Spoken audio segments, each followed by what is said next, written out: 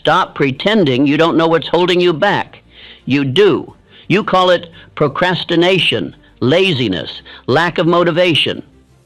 But the truth is simpler.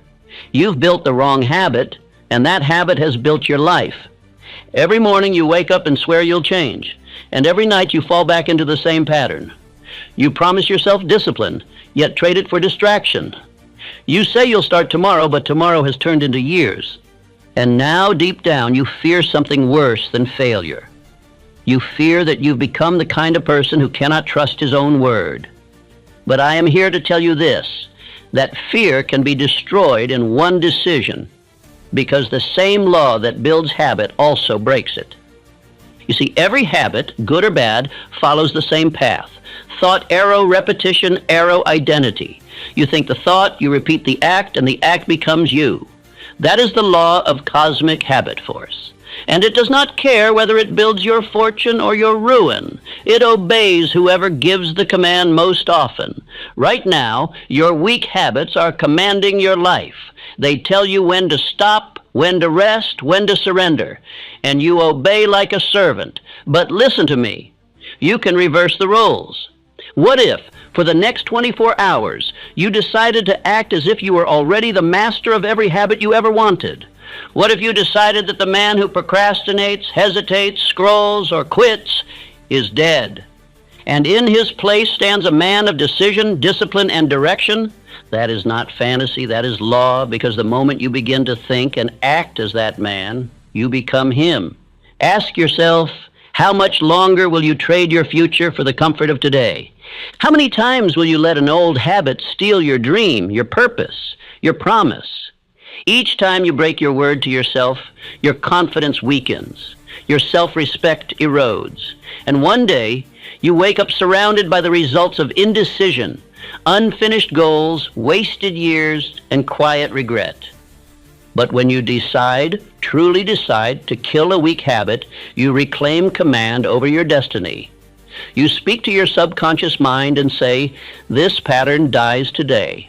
And when that command is definite, backed by emotion and faith, your mind obeys instantly.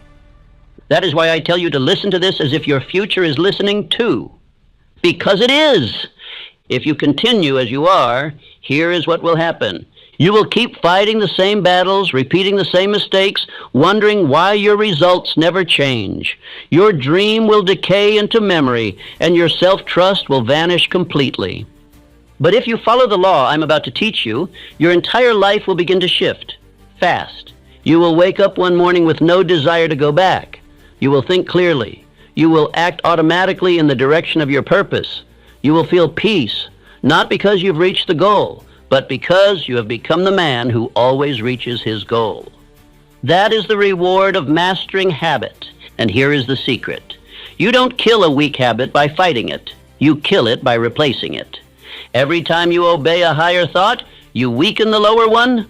Every time you repeat strength, you bury weakness. Every time you say, "I will," you silence, "I can't." So I say to you now, this very moment is the turning point. Think of the habit that has enslaved you. Name it. Now decide that it dies today. Not next week, not after the weekend, not when life feels easier. Today. The weak man will say, "I'll try." The strong man says, "It's done." Listen to this as if your freedom depends on it, because it does. And if you will follow this law until it becomes part of you, you will never fall back again.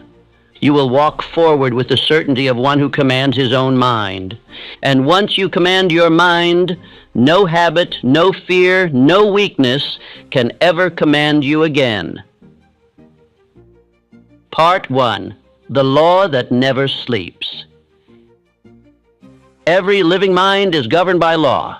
You may deny it, resist it, or ignore it, but you cannot escape it.